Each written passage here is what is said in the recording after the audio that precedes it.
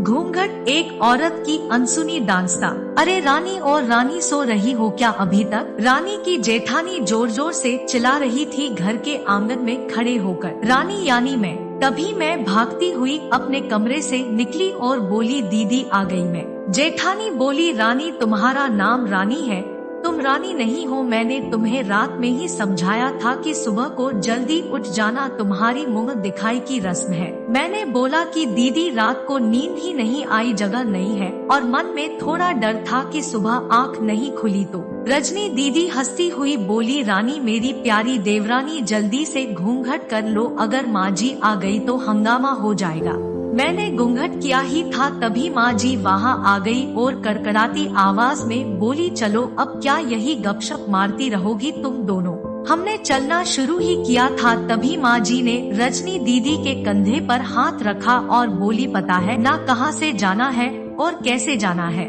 माँ जी ने बोला कि जब भी कोई बड़ा तुम्हारे सामने खड़ा हो तो हमेशा घूंघट में रहना और कम से कम अपने बड़ों के सामने आना, और बिना घूंघट के तो कभी नहीं। रजनी दीदी कुछ बोली ही नहीं, बस अपना सर हिलाकर हाँ बोल दिया। मैंने भी बस अपना सर हाँ में हिलाया। माँ जी के जाने के बाद मैंने पूछा, रजनी दीदी आप तो स्कॉलर हो और इन सब चीजों को कैसे निभाते हो? रजनी दीदी मुस्कुराई और बोली कि मैं थारे जेठ जी से बहुत प्यार करती हूँ, इसलिए अभी तक चुपचाप सब चीजें निभा रही हूँ। मैं कुछ नहीं बोली और चुपचाप रजनी दीदी के साथ घर के बाहर वाले कमरे में जाकर बैठ गई। वहाँ पर एक पड़ोस की आंटी जी बैठी थी। वो बोली कि यह कैसे बहू आई है, ससुर जी सामने खड़े हैं और ये यहाँ बैठी है, मुझे कुछ समझ ही नहीं आया मतलब। रजनी दीदी बोली कि आंटी जी अभी नई बहू है, यहाँ के रीति रिवाज सीखने में थोड़ा समय लगेगा। रजनी दीदी मुझे वहाँ से उठाकर मेरे कमरे में छोड़ गई। 6 महीने यूं ही छोटी छोटी चीजों में बीत गए। फिर एक दिन मैं राहुल के साथ साड़ी लेने गई।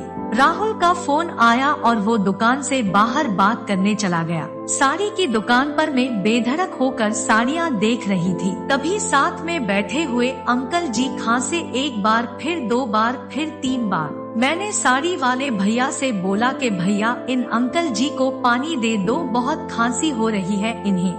अंकल जी भड़क उठे और बोले, क्या बदतमीज लड़की है ये, कुछ शर्म लिहाज है या नहीं इसे? दुकान पर हंगामा देख राहुल बाहर से भागकर अंदर आया और अंदर आते ही अंकल जी के पर छूकर बोले, मामा जी आप यहाँ? मैं घबरा के दुकान से बाहर निकाल आई, एक लंबा घुघट करके गाड़ी में बैठ गई। राहुल बाहर आया और गाड़ी में बैठकर गाड़ी बहुत तेज चलाने लगा। मैंने धीमी आवाज में बोला, गाड़ी बहुत तेज चला रहे हो, कहीं एक्सीडेंट ना हो जाए। हम घर पहुँचे ही थे तभी माँ जी जोर जोर से चिल्लाते हुए बाहर आई, देखो आ गई ये रानी साहिबा, खानदान की इज्जत मिट्टी में मिलाकर। तभी रजनी दीदी आई और बोली, माँ जी मेरे शादी को 6 साल हो गए हैं, मैं अभी तक मामा जी को नहीं जानती, ये कैसे जानेगी? माँ जी जोर से चिल्लाई, देखो कैसे चपड़ चपड़ जवान चल रही है इस रजनी की। राहुल सबकी बात काटते हुए बोले कि माँ ये दोनों सही बोल रही है, अगर ये हमेशा घूंघट करके रहती है तो ये मामा जी को कैसे पहचानेगी?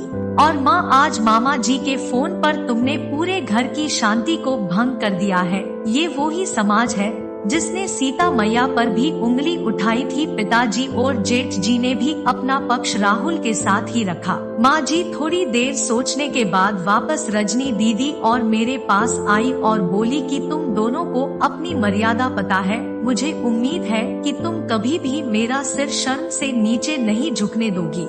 हम एक ही परिवार के सदस्य हैं, हमें हमेशा साथ रहना है, अच्छा वक्त हो या बुरा वक्त, हर सदस्य को अपनी मर्यादा पता है। माँ जी ने मुझे और रजनी दीदी को गले लगा लिया।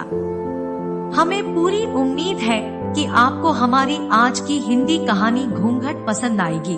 आपको यह कहानी कैसी लगी हमें कमेंट करके जरूर बताएं। अगर आपको यह कहानी अच्छी लगी हो तो आप इस कहानी को लाइक जरूर करें और ऐसी ही कहानियाँ सुनने के हमें सब्सक्राइब जरूर कीजिए।